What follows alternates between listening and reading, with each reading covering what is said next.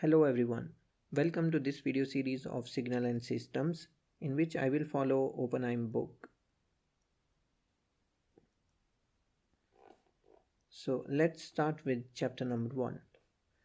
So first of all we will look at the few things related to signals. What is a signal? Signal is basically something which describes a physical phenomena.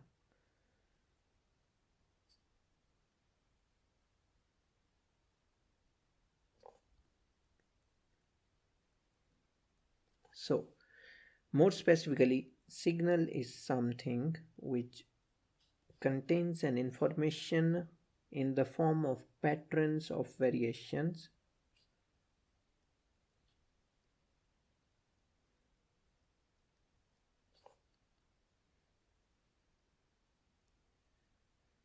So I can say that signal is something which contains an information of some physical phenomena in the form of patterns of variations.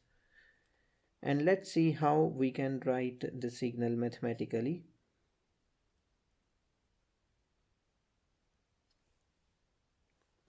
Mathematically speaking, signal is represented as a function of one or more independent variables.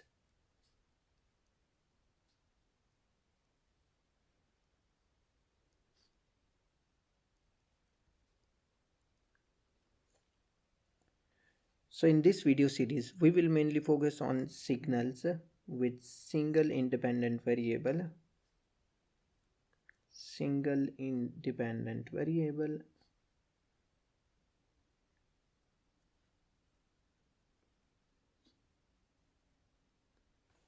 and that will be mostly time.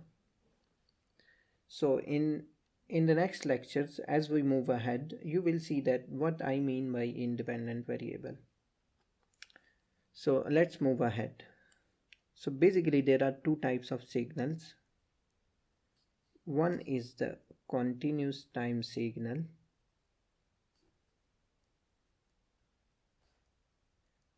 and another one is discrete time signal. So to understand the things, we have to define that how these signals are represented and how we can treat these signals. So first of all, let's look at the continuous time signals.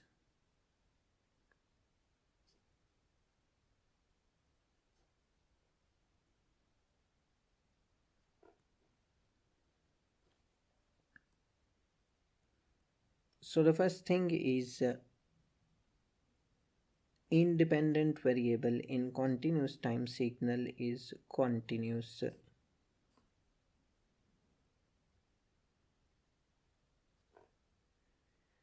Second thing is signals are defined for continuum of values of independent variable.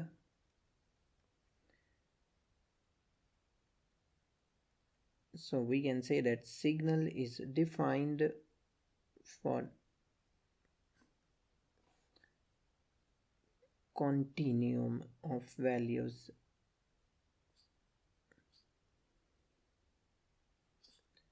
of independent variable.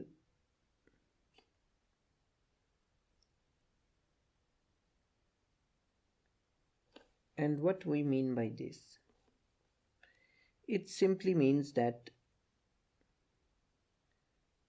there exists no discontinuity between the two intervals.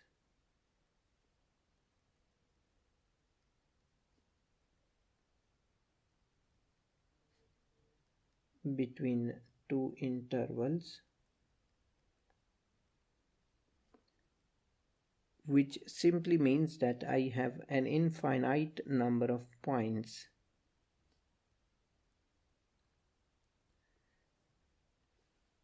So the third thing is the symbol T represents an independent variable most of the time in continuous time signals.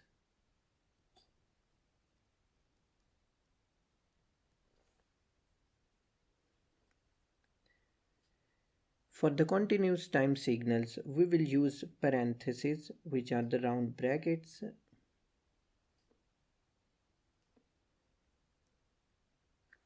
Let's see an example. Based on all these rules, I can say that x of t is a continuous time signal in which t is independent variable. And why I am saying that t is independent variable?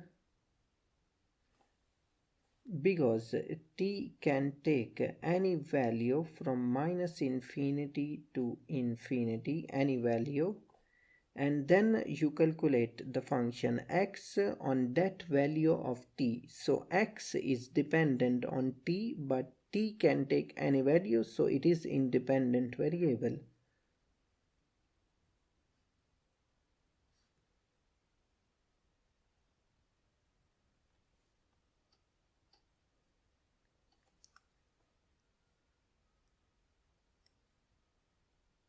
So the next thing is discrete time signals.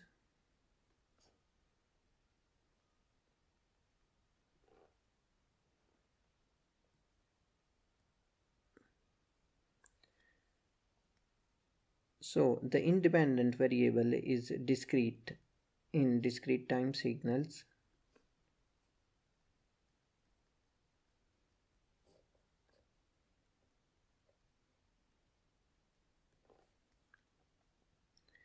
And the signals are defined for discrete value of independent variable.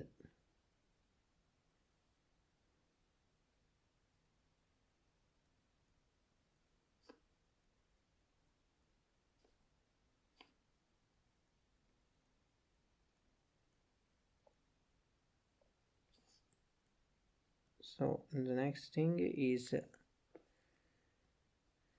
for discrete time signal we use a variable n to represent discrete independent variable.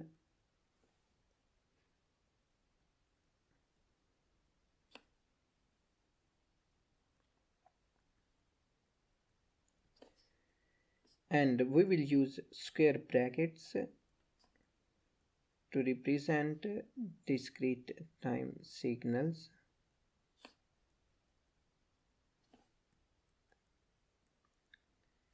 Or in other way you can say that the discrete independent variable, which is n, will be enclosed in square brackets.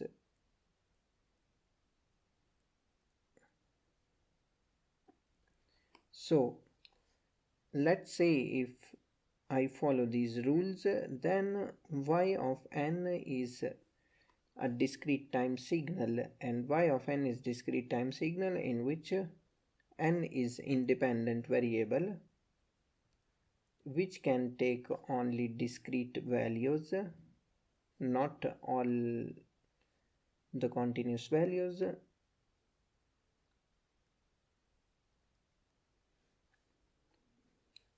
So now we know that what is continuous time signal, and we also know that what is discrete time signal.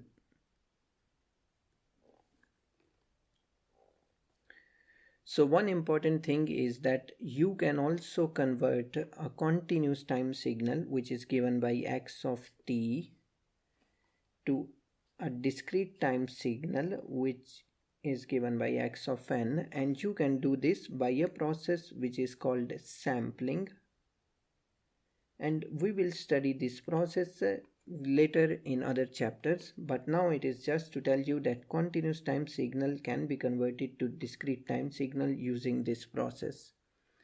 So now as we have seen the continuous time signals and discrete time signals, let's look at an example of them. So let's say we have a continuous time signal, and how we plot this signal is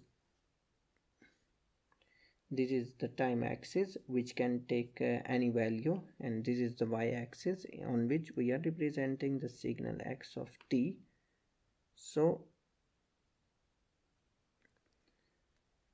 let's look at this interval. Let's say this is t1 point and this is t2 point. So in this interval there exist infinite many points. This is why we say that this is a continuous time axis. So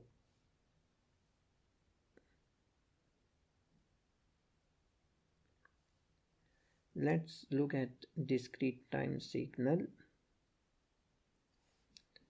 You have this axis which is n, and then you have this axis y of n, and let's say that we represent this signal at 0. This signal has a value of 1.